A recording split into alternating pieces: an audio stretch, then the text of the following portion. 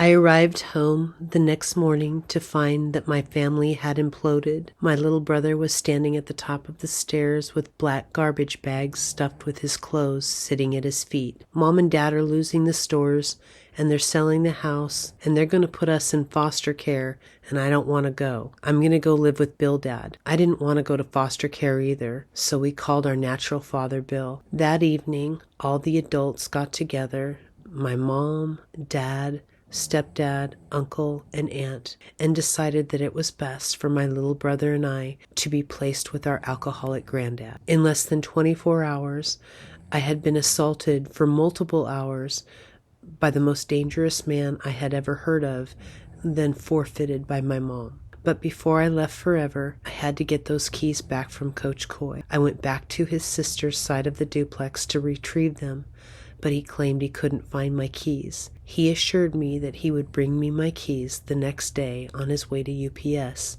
where he worked the night sort. The next night was Monday, and Coach Coy showed up around 4:00 p.m. with a half case of beer, and he, my granddad, and my little brother drank beer until 10:30, when Coach Coy finally left for work. From that night forward, and without being invited, Coach Coy would show up and hang out and eat my granddad's food and drink beer until my granddad passed out at 8:30. For the next 2 hours, from about 8:30 to 10:30, every weeknight, Coach Coy spent most of that time sexually assaulting me, threatening me, and threatening me with my little brother.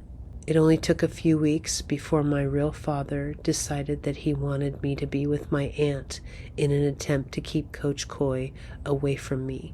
They thought that my aunt's big FBI husband, Greg, could scare him away. I was first raped by Coach Coy at my aunt's house. Soon after, my aunt asked me to leave her home because of Coach Coy. I moved back in with my drunk granddad and my little brother. My real dad, Bill, finally got his own place in Malino.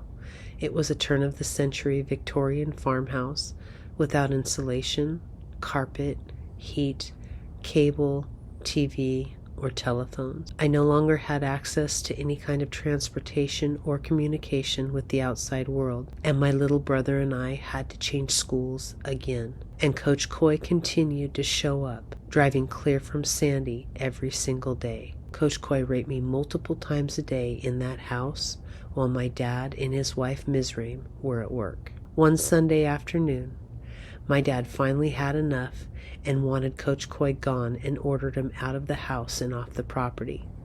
Coach Coy told me that I had better come with him or he was going to kill my little brother.